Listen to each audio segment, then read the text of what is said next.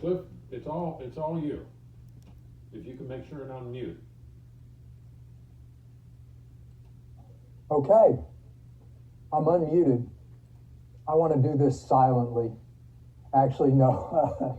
My name's Cliff. I'm a compulsive overeater, and grateful for the invitation from y'all, and grateful, as I said earlier, grateful for the invitation to life that God sent me over 14 years ago now. What's interesting is I have a picture here, in my background as part of that virtual thing.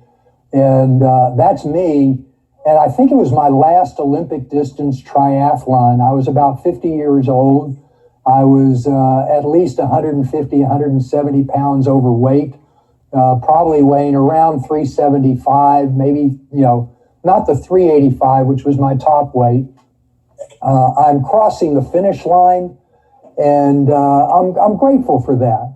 I'm grateful for that. What you don't see just before this is that a little bit further back, I was passed by an 82-year-old man who was finishing before me, and my thoughts were, I should hurry up and try and catch him, and don't let him beat me. Excuse me. Anyway. That was really the last of the triathlons. I gave up. For 7 years. I had been doing 100-mile bicycle rides, marathons and triathlons, trying to lose weight, and I never did. I mean, I might have lost 15 pounds or so, but it was very short-lived, because when I did long, athletic events, I was given permission to carbohydrate load and to go to pasta parties and things like that, which are just euphemisms for binging. It was a permitted binging. It was expected, and I'd have goo packs, and I'd have, all sorts of things in my bag. Oh, they call them nutrition bars, which is just another name for a candy bar that has protein or something like that in there. But anyway, I wasn't prepared, and frankly, I didn't think I was going to be alive. I really thought I was, after I did this and I really didn't lose weight, I had no hope. I had been to so many different pay-in ways. I had tried them. I had put my money on the line. I lost weight on occasion. I mean, I think the first time I lost about 90 some odd pounds, but then I stopped, or it came back on, and then I'd lose 70 pounds, and then I'd stop, and it came back on, and then I'd lose 40 pounds, and then I couldn't lose anything. I could not lose anything. And like I said, this exercise was where I thought I was going to be. That was going to be my saving grace. But it didn't happen. It didn't happen. God tricked me into coming into this program on April 1st, 2007. I walked in. I had been to an OA meeting before, 35 years before, with my mother, and when I was 18 or 19. And I remember thinking to myself that I'm not as bad as these people.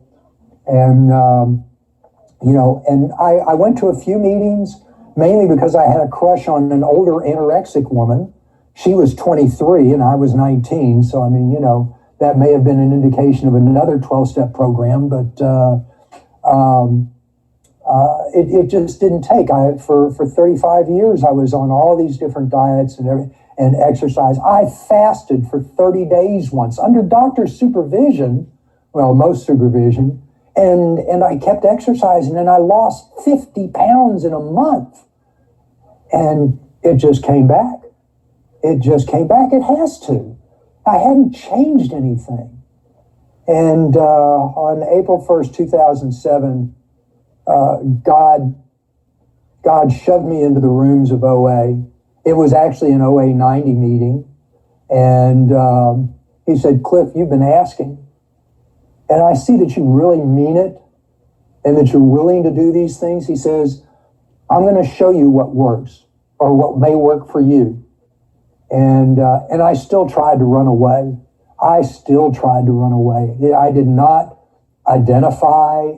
I did not feel like I had come home. I didn't feel anything. And that's probably really more my life. I didn't feel anything. I was deep in the disease. And, but I did hear some things. They say hearing is the last thing to go. And for me, it was true because I heard some people say, I heard one woman say she lost 130 pounds in a year without exercising. And I thought, oh my God, I'm busting my butt. I am exercising 2, 3, 4 hours a day to try to do these things. And what is she telling me? What is God telling me? And then I heard somebody say, if you focus on the weight, you'll lose the recovery. If you'll focus on the recovery, you'll lose the weight. I heard one day at a time, and I heard honesty will kill this disease. And I thought, wow, that's interesting. I thought I was honest, and I never intended to go back. I really didn't. And but stupidly, I was on a meeting that was in person and on the phone. And I left my phone number. And somebody had the audacity to call me before I even got out the driveway.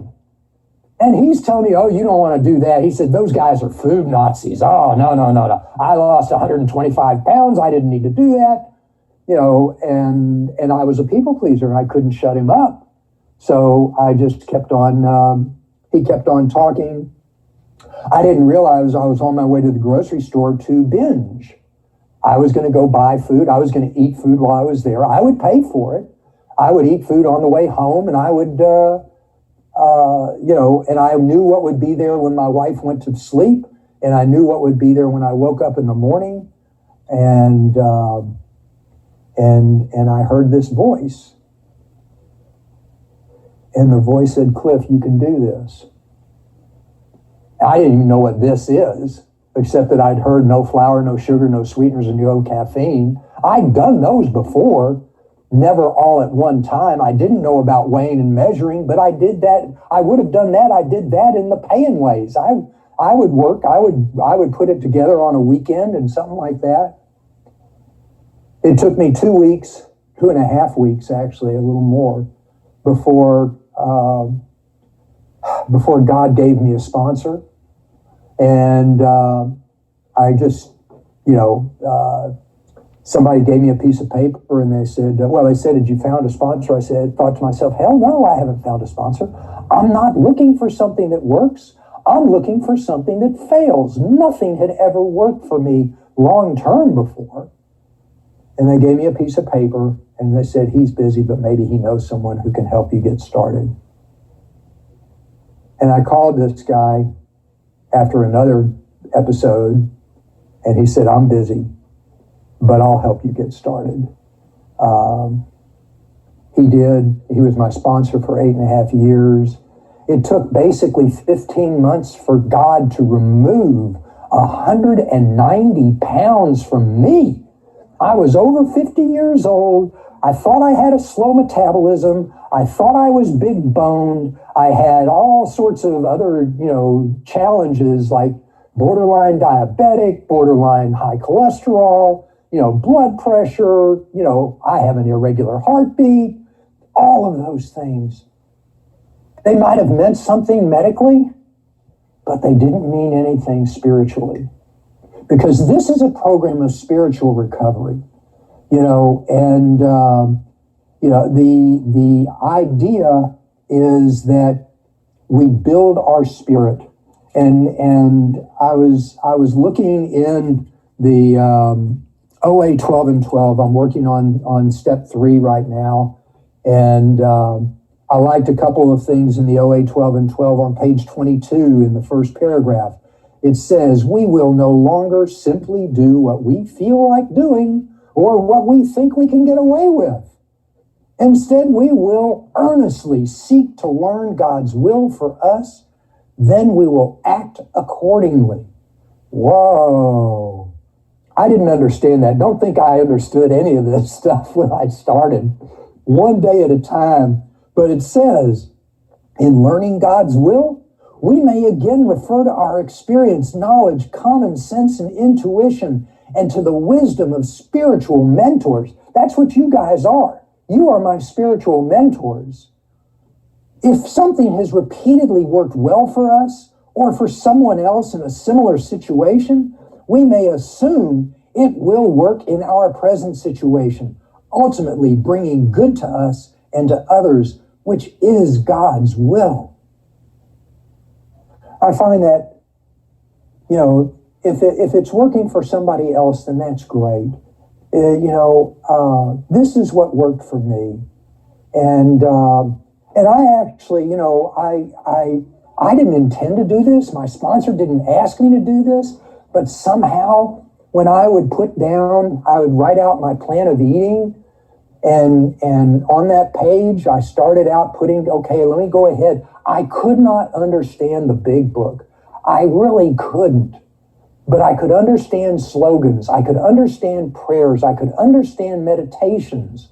And so I would write one out on that plan of eating for the day, or as it turns out, I would create one for several days or a week in advance and leave blanks for whatever I needed to do. And but I would have on that each of the tools. I would leave space for writing. I would have space there for phone numbers and be able to make those 3 phone calls a day, know the 3 meetings that I was doing, read the literature, even just by reading that plan of eating, providing service, anonymity, practicing that, having that was an action plan, and they didn't even have action plan as one of the tools, and I had my sponsor's name on it. And what I realized later on is that, by doing those things, the tools are not the steps, but the steps are embedded in the tools. And by making those 3 phone calls a day and doing 3 meetings and all of those things, that's sort of, I saw the term disguised repetition. It's like teaching me, if I told you to do this stuff, you'd rebel against me. But if I just sort of say, we suggest these things, then maybe I'll understand it. And I look at it now as part of I liken it to the Karate Kid. And in the Karate Kid, his sponsor is Mr. Miyagi. And Daniel-san is sitting there waxing the cars, and it's wax on, wax off. To me, that's weighing and measuring my food. When it comes to sand the floor, that is smoothing out the bumps in the road. That is my 3 phone calls during the day, any outreach I can get, that it smooths out my day. Painting the fence, going up and down, painting the house, going side to side. Each of those things are just more of this repetition, and we get used to that. But the crane, that mystery, that great move that he has that's the secret weapon, that's the big book. That's the big book. You read that big book, and when things come up in your life, then they will. It doesn't say, it says when, not if, fear, resentment, selfishness, or dishonesty appear. It says when they do, ask God to remove it. And then it says, call somebody. It says, make an outreach call. This is the paragraph between the promises on page 84 of the big book. And it says, continue to watch for these things. Ask people how you can help them. And that's what a phone call does for me. When I make that phone call, every phone call I make, I am working all 12 steps. When I pick up the phone, I am admitting that I am powerless and that my life has become unmanageable. When I dial that phone number, and it may be you, I am saying that there is a power greater than myself that can restore me to sanity. And at that very moment, it could be you.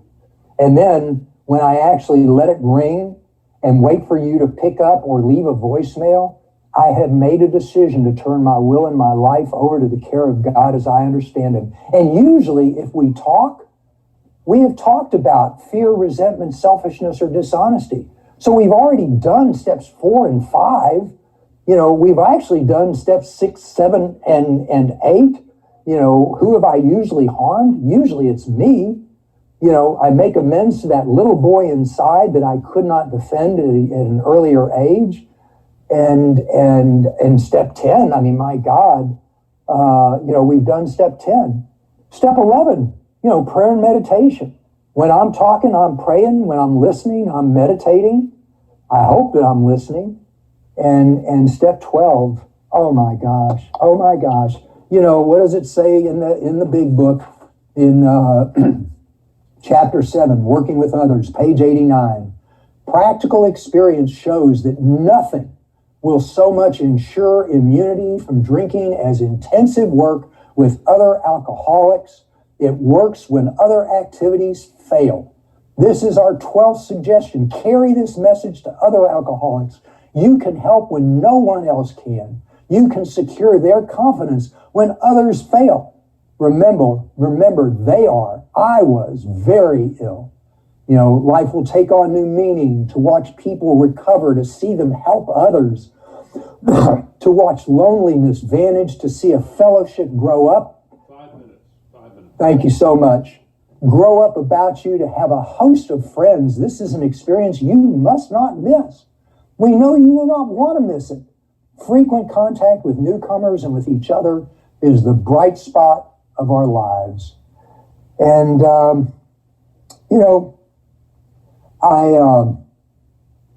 God has done so much for me that I could not do for myself. And most recently, my wife was, we've had a roller coaster of emotions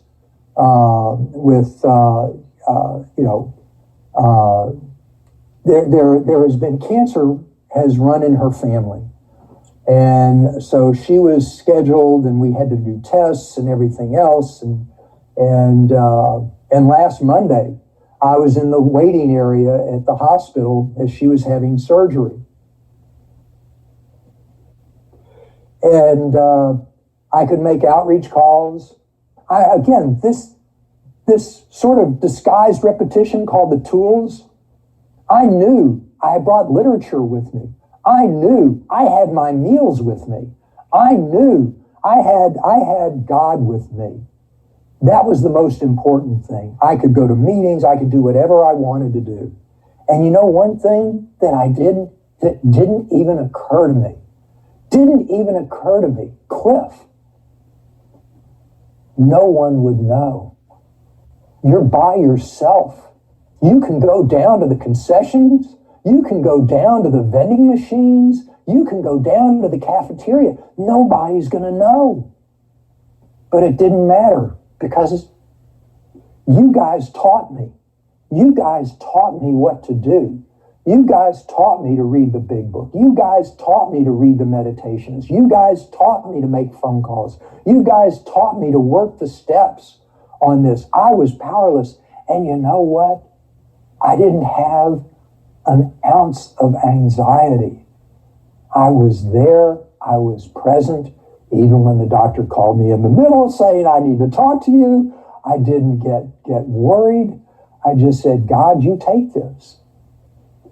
And my wife is doing fine now. And I am able to be here and be present. And I couldn't be present. I was straddling the future and the past, but I could not be present. And now I can be present. And now I can hopefully share something with you that gives hope. And let me leave you with this. When I walked into this room weighing 385 pounds, I feel as though I was, when you watch a candle and you blow that candle out and you see the smoke rise, it just goes up, and you look back at the candle, and on the very end of that candle on the wick is a little orange ember. That was me when I walked into this room. And what happened is that you and God gently blew on that little orange ember until it came back to full flame. And you know what? Even in a dark room, that little orange ember doesn't throw off much light. It couldn't light my path. How could I expect that? But there were others in the room who had the candle lit and were at full flame. And when you're at full flame, you can light not only your own path, but you can light the paths of others. And that's the gift of abstinence and recovery, and the gifts that I certainly wasn't deserving of, but God gave them to me. And I'll try and do this one more day. So with that, I'll pass. Thank you so very much. My name is Cliff. My phone number is 214-549 Central Time. I don't always get back the same day. I may not even get back the same week, but I will get back.